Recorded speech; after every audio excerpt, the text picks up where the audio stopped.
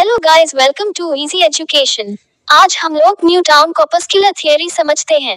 Light क्या है और कहां से लाइट आता है। बहुत सारा थियरीज इस क्वेश्चन को सॉल्व करने पर लगा हुआ था। सबसे पहले सर्च न्यूटन ने न्यूटन कॉर्पस्कुलर थियरी 1642 में लाया।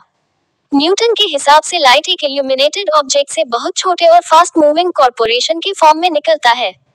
इन कॉर्पस्कुल्स का कोई वजन नहीं होता। अलग अलग कलर्स के कॉर्पस्कुल्स साइज में अलग अलग होते हैं। रेड लाइट का कॉर्पस्कुल सबसे बड़ा और वायलेट लाइट का कॉर्पस्कुल सबसे छोटा होता है। इस हाइपोथेसिस से transmission of energy by light movement in empty space, straight line movement इत्यादि के बारे में क्लियरली समझाया गया। क्योंकि यह सारे इवेंट न्यूटन के द्वारा डायनामिक लॉ में समझाया गया था।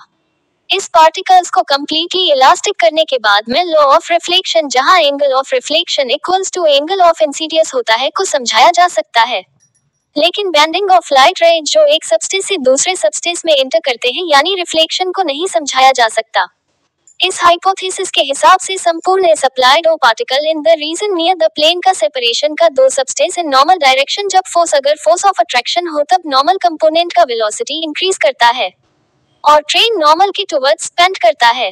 जब हम लोग और तो वाट जाते हैं तो का फोर्स ऑफ अट्रैक्शन अप्लाइड होता है, तो रेट दो ऑपोजिट डायरेक्शन में बंद कर जाता है, जैसे कि वाटर से हवा। लॉ ऑफ रिफ्रैक्शन से sine of angle of incidence या sine of angle of refraction refractive index के बराबर होता है, ये भी प्रूफ हो गया था। लेकिन इस थ्योरी के हिसाब से वेलोसिटी ऑफ लाइट वाटर में ज्यादा होना चाहिए। ऐसे जब कभी भी लाइट किसी प्लेन के दो सबस्टेंस पर एंटर करता है, कुछ लाइट का कुछ पार्ट रिफ्लेक्ट हो जाता है और कुछ दूसरे सबस्टेंस में एंटर कर जाता है। इसका मतलब यह जरूरी है कि लाइट पार्टिकल्स में ट्रिपल सी फोर्स और कुछ अट्रैक्शन फोर्स भी होना है। इस चीज के बारे में न्यूटन ने बताया कि लाइट पार्टिकल्स का काइंड ऑफ फिट होता है, जिसके वजह से वह अट्रैक्टेड करता है, कुछ समय रिपेल करता है। इस attraction and repulsion on the other. लेकिन ये सिद्धांत फिनोमेना ऑफ इंटरफेरेंस और पोलराइजेशन को नहीं समझ पाया, और जब सॉलिड सबस्टेंस का वेलोसिटी नापा गया तो पाया गया कि लाइट का सबसे ज्यादा स्पीड ए में होता है, जो कि न्यूटन के सिद्धांत को गलत साबित कर रहा था।